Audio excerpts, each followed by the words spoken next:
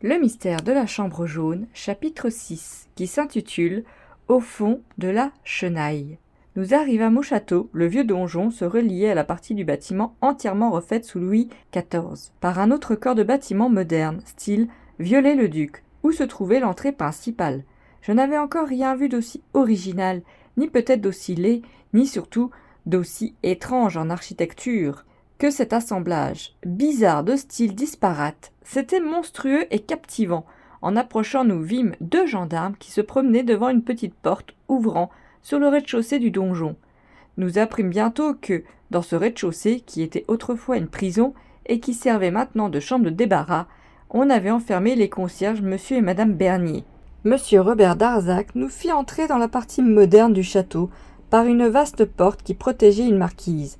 Rouletabille, qui avait abandonné le cheval et le cabriolet aux soins d'un domestique, ne quittait pas des yeux monsieur Darzac. Je suivis son regard et je m'aperçus que celui-ci était uniquement dirigé vers les mains gantées du professeur à la Sorbonne.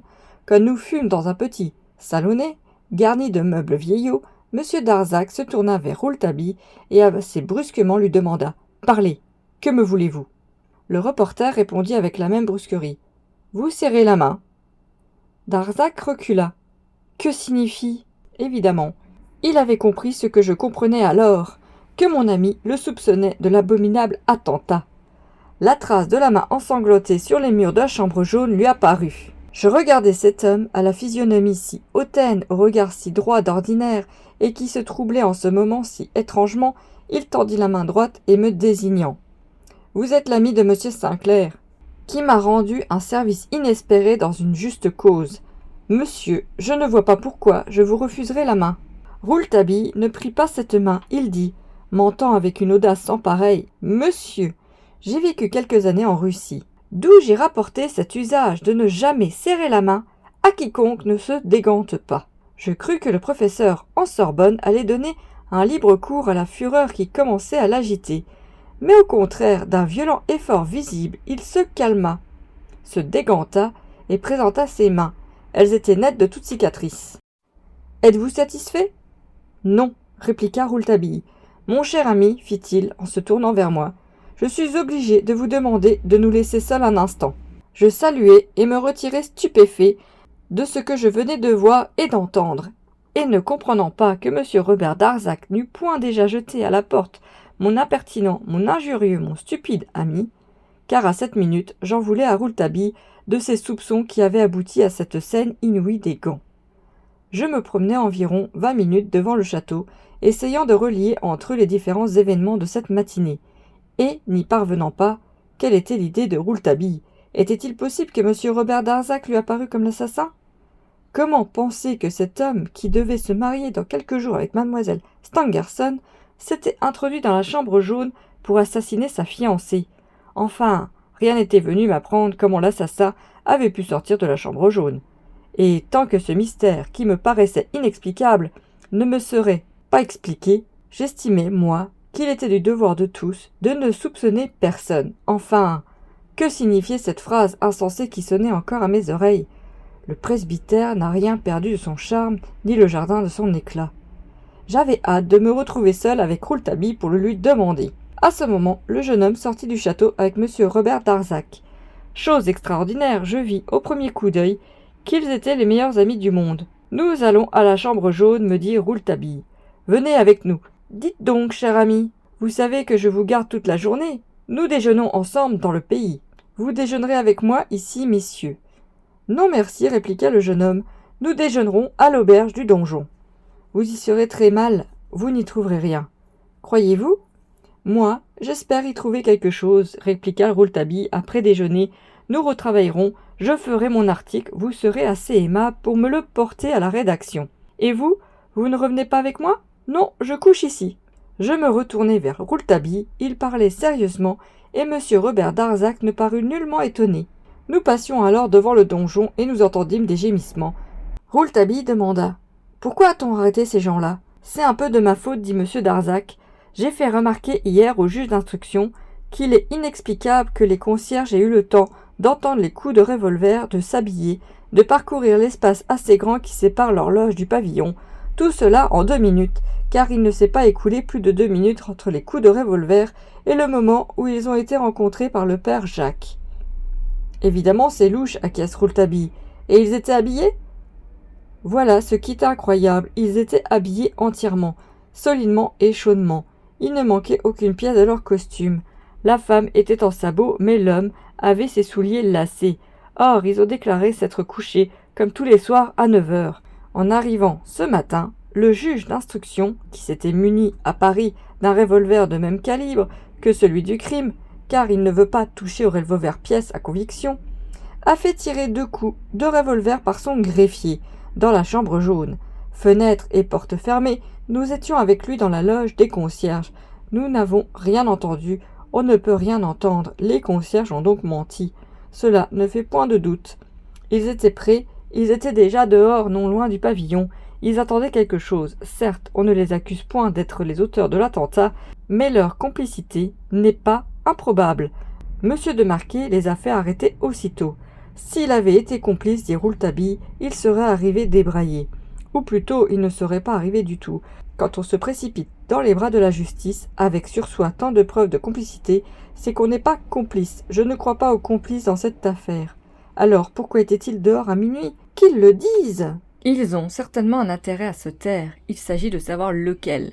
Même s'ils ne sont pas complices, cela peut avoir quelque importance. Tout est important dans ce qui se passe dans une nuit pareille. Nous venions de traverser un vieux pont jeté sur la Douve et nous entrions dans cette partie du parc appelée la Chenée. Il y avait là des chênes centenaires. L'automne avait déjà recroquevillé leurs feuilles.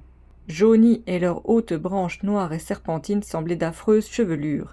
Des nœuds de reptiles géants entremêlés comme le sculpteur antique en a tordu sur sa tête de méduse. Ce lieu que mademoiselle Stangerson habitait l'été, parce qu'elle le trouvait gai, nous apparut en cette saison triste et funèbre. Le sol était noir, tout fangeux de pluies récentes et de la bourbe des feuilles mortes. Les troncs des arbres étaient noirs, le ciel lui-même, au-dessus de nos têtes, était en deuil, charriant de gros nuages lourds. Et dans cette retraite sombre et désolée, nous aperçûmes les murs blancs du pavillon. Étrange bâtisse, sans une fenêtre visible du point où elle nous apparaissait, seule une petite porte en marquait l'entrée. On eût dit un tombeau, un vaste mausolée au fond d'une forêt abandonnée. À mesure que nous approchions, nous en devinions la disposition. Ce bâtiment prenait toute la lumière dont il avait besoin, au midi, c'est-à-dire de l'autre côté de la propriété, du côté de la campagne.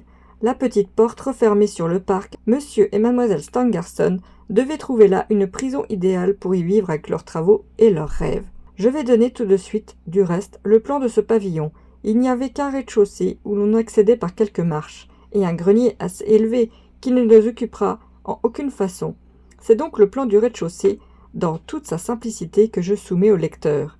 Il a été tracé par Rouletabille lui-même, et j'ai constaté qu'il n'y manquait pas une ligne, pas une indication susceptible d'aider à la solution du problème, qui se posait alors devant la justice. Avec la légende en saurons tout autant pour arriver à la vérité qu'en savait Rouletabille quand il pénétra dans le pavillon pour la première fois et que chacun se demandait par où l'assassin a-t-il pu fuir de la chambre jaune. Avant de gravir les 3 marches de la porte du pavillon, Rouletabille nous arrêta et demanda à brûle-pourpoint à monsieur Darzac. « Eh bien, et le mobile du crime ? Pour moi, monsieur, il n'y a aucun doute. » « À avoir, à ce sujet, fit le fiancé de mademoiselle Stangerson avec une grande tristesse. Les traces de doigts, les profondes écorchures sur la poitrine et au cou de mademoiselle Stangerson attestent que le misérable qui était là avait essayé un affreux attentat. Les médecins experts qui ont examiné hier ces traces affirment qu'elles ont été faites par la même main dont l'image ensanglantée est restée sur le mur. Une main énorme, monsieur, et qui ne tiendrait point dans mon gant, ajouta-t-il avec un amer et indéfinissable sourire. Cette main rouge, interrompis-je, ne pourrait donc pas être la trace des doigts ensanglantés de mademoiselle Stangerson qui, au moment de s'abattre, aurait rencontré le mur et y aurait laissé en glissant une image élargie de sa main pleine de sang ? Il n'y avait pas une goutte de sang aux mains de mademoiselle Stangerson quand on l'a relevée, répondit M. Darzac. On est donc sûr, maintenant, fis-je, que c'est bien mademoiselle Stangerson qui s'était armée du revolver du père Jacques puisqu'elle a blessé la main de l'assassin. Elle redoutait donc quelque chose ou quelqu'un. C'est probable. Vous ne soupçonnez personne ? Non, répondit M. Darzac en regardant Rouletabille. Rouletabille alors me dit « Il faut que vous sachiez, mon ami, que l'instruction est un peu plus avancée que n'a voulu nous le confier ce petit cachotier de monsieur de Marquet. Non seulement l'instruction sait maintenant que le revolver fut l'arme dont se servit pour se défendre Mlle Stangerson, mais elle a connu tout de suite l'arme qui a servi à attaquer, à frapper Mlle Stangerson. C'est, m'a dit M. Darzac, un os de mouton. Pourquoi M. de Marquet entoure-t-il cet os de mouton de tant de mystères? Dans le dessein de faciliter les recherches des agents de la sûreté? Sans doute. Il imagine peut-être qu'on va retrouver son propriétaire parmi ceux qui sont bien connus dans la basse pègre de Paris pour se servir de cet instrument de crime le plus terrible que la nature ait inventé. Et puis, est-ce qu'on sait jamais ce qui peut se passer dans une cervelle du juge d'instruction? Ajouta Rouletabille avec une ironie méprisante. J'interrogeai. On a donc trouvé un os de mouton dans la chambre jaune? Oui, monsieur, fit Robert Darzac au pied du lit. Mais je vous en prie, n'en parlez point. Monsieur de Marquet nous a demandé le secret. Je fis un geste de protestation. C'est un énorme os de mouton dont la tête, ou pour mieux dire, dont l'articulation était encore toute rouge de sang, de l'affreuse blessure qu'il avait faite à Mlle Stangerson. C'est un vieil os de mouton qui a dû servir déjà à quelques crimes, suivant les apparences. Ainsi pense M. de Marquet qu'il l'a fait porter à Paris au laboratoire municipal pour qu'il fût analysé. Il croit en effet avoir relevé sur cet os non seulement le sang frais de la dernière victime, mais encore des traces roussâtres, qui ne seraient autres que les taches de sang séché, témoignage de crimes antérieurs. Un os de mouton dans la main d'un assassin exercé est une arme effroyable, dit Rouletabille, une arme plus utile et plus sûre qu'un lourd marteau. Le misérable l'a d'ailleurs prouvé, fit douloureusement M. Robert Darzac. L'os de mouton a terriblement frappé Mlle Stangerson au front.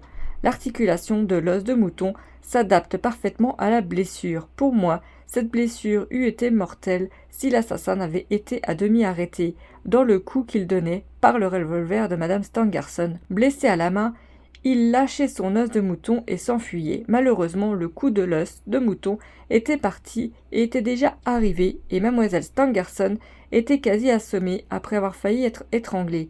Si Mlle Stangerson avait réussi à blesser l'homme de son premier coup de revolver, il eût sans doute échappé à l'os de mouton. Mais elle a saisi certainement son revolver trop tard, puis le premier coup dans la lutte a dévié, et la balle est allée se loger dans le plafond. Ce n'est que le second coup qui a porté. Ayant ainsi parlé, M. Darzac frappa à la porte du pavillon. Vous avouerai-je mon impatience de pénétrer dans le lieu même du crime.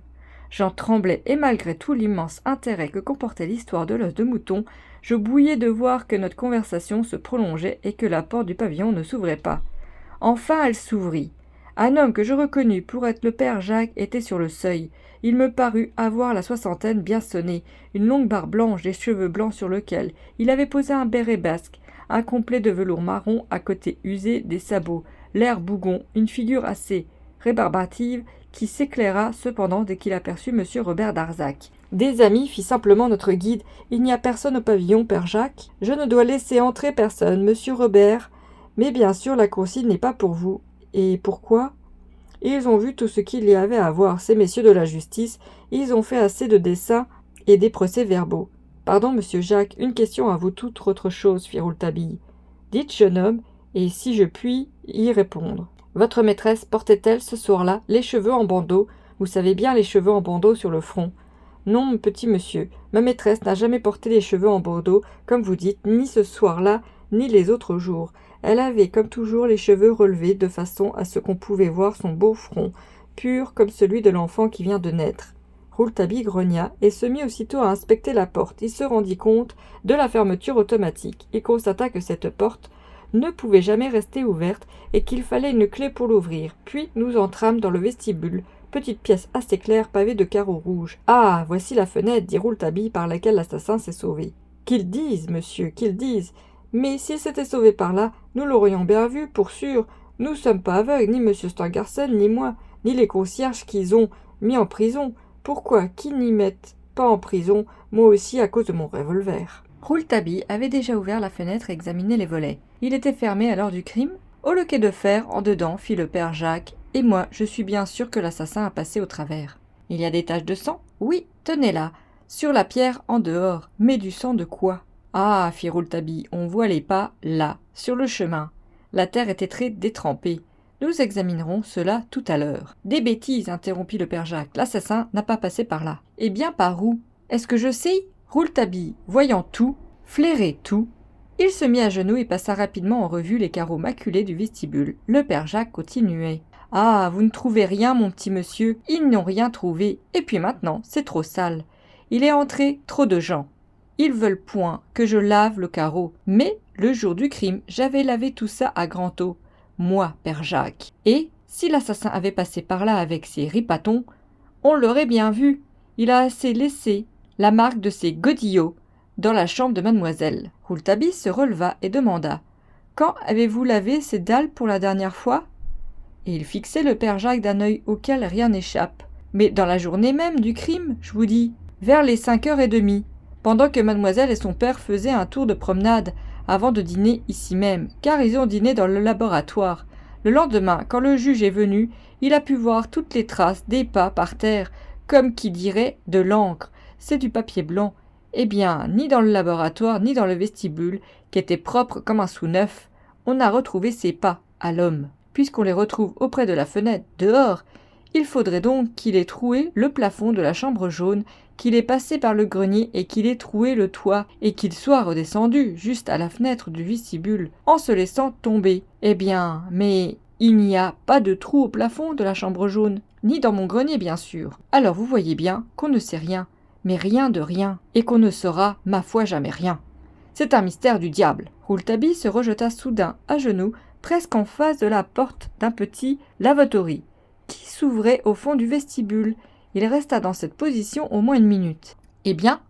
lui demandai-je quand il se releva. « Oh, rien de bien important, une goutte de sang. » Le jeune homme se retourna vers le père Jacques. « Quand vous vous êtes mis à laver le laboratoire et le vestibule, la fenêtre du vestibule était ouverte ? Je venais de l'ouvrir parce que j'allumais du charbon de bois pour monsieur sur le fourneau du laboratoire.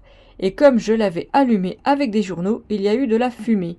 J'ai ouvert les fenêtres du laboratoire et celles du vestibule pour faire courant d'air. Puis j'ai refermé celle du laboratoire et laissé ouverte celle du vestibule. Et puis je suis sorti un instant pour aller chercher une lavette au château.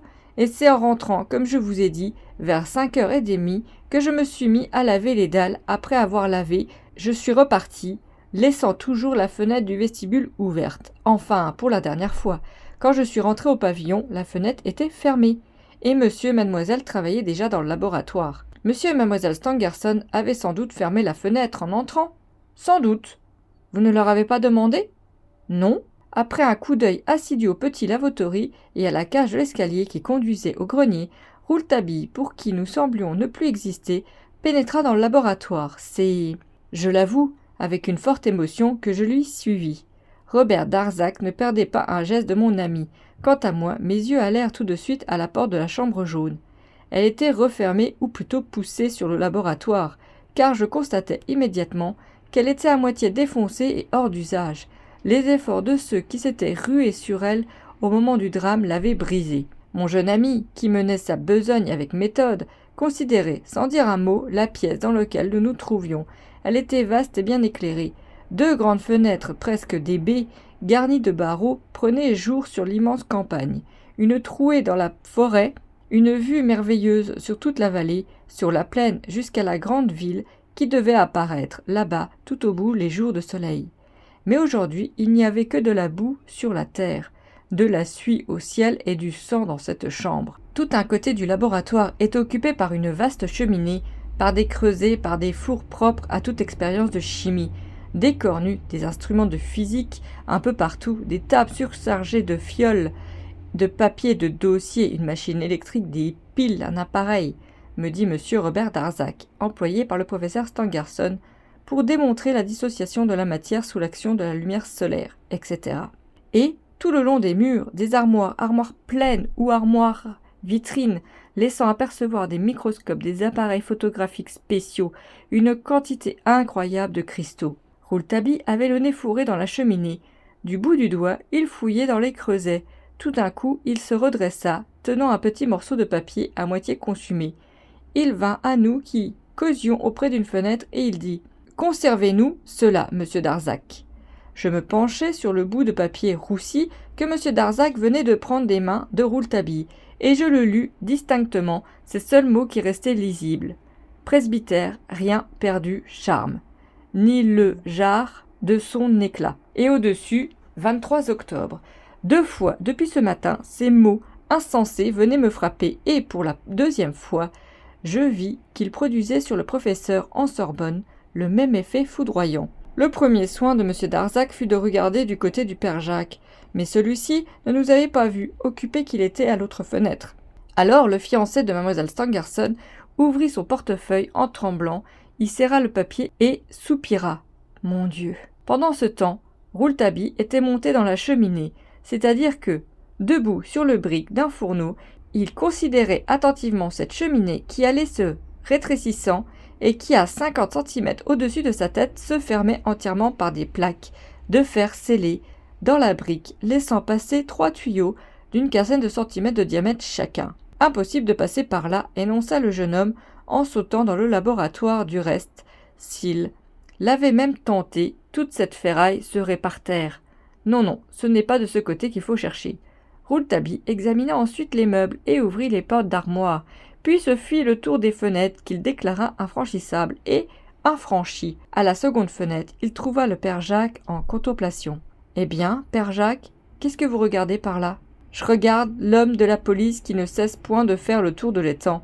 Encore un malin qui n'en fera pas plus long que les autres. Vous ne connaissez pas Frédéric Larsan ?»« Père Jacques, dit Rouletabille, en secouant la tête avec mélancolie, sans cela, vous ne parlerez pas comme ça. S'il y en a un ici qui trouve l'assassin, ce sera lui, faut croire. » Et Rouletabille poussa un soupir. « Avant qu'on le retrouve, faudrait savoir comment on l'a perdu, » répliqua le père Jacques têtu. Enfin, nous arrivâmes à la porte de la chambre jaune. Voilà la porte derrière laquelle il se passait quelque chose, fit Rouletabille avec une solennité qui, en toute autre circonstance, eût été comique. Fin du chapitre.